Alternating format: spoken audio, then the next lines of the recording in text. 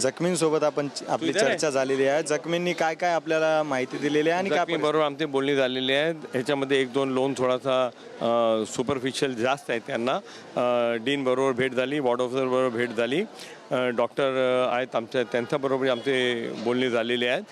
1 रुपयाचा कोणाला खर्च करायची गरज नाही.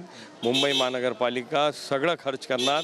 ते MRI असो, CT स्कॅन असो, काहीतरी असो, ते त्यांची पुरी जबाबदारी मुंबई महानगरपालिकाची आहे. ज्या ड्रायव्हरकडून हे घडलेलं आहे त्याबद्दल धक्कादायक माहिती येते की ते पहिल्यांदाच गाडी चालवत होता.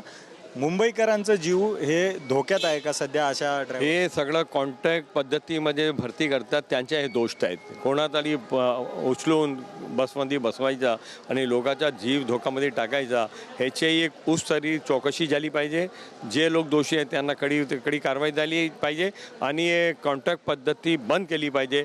परमनंट ड्रायव्हरला अपॉइंट केला पाहिजे आणि त्यांना संपूर्ण ट्रेनिंग देऊन असं हाय प्रोफाईल बस त्यांच्या हातात दिली पाहिजे. शेवटचा प्रश्न, आम्ही काही जखमींना भेटलो. ते जखमी म्हणतात की MRI करण्यासाठी आम्हाला बाहेर रेफर केला जातोय. 6,000 हजार रुपये त्याला खर्च आहे. सरकारने 5 लाख रुपये घोषित केलेत, पण जे जखमी आहेत त्यांच्यासाठी अजूनही काही मदत पुरत नाही. आम्ही आज मागणी केलेली आहेत, आता पत्र लिहिलेलं आहे मुख्यमंत्रीला की जे लोकांच्या मृत्यू झाल्या आहेत त्यांना 10 लाख रुपये दिला पाहिजे आणि जे जे जखमी आहेत सर्वांना 1-1 लाख रुपये कंपन्सेशन दिले पाहिजे.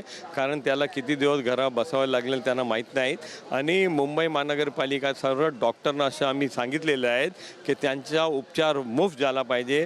ते MRI असो, CT स्कॅन असो, काही दवा असो, ते मुंबई महानगरपालिकेने दिली पाहिजे. कोणाला तर प्रॉब्लेम आम्हाला कॉन्टॅक्ट करा, आम्ही बघणार की त्यांना त्यांचा उपचार फ्रीमध्ये झाला पाहिजे. तर हे होते काँग्रेस आमदार ज्यांनी मागणी केलेली आहे की ज्यांचा मृत्यू झाला आहे त्यांना 10 लाख रुपये आणि जे जखमी आहेत त्यांना 1 लाख रुपये देण्यात यावे. कॅमेरा पर्सन नागनाथ सोबत अजय नंजे, TV9 मराठी, मुंबई.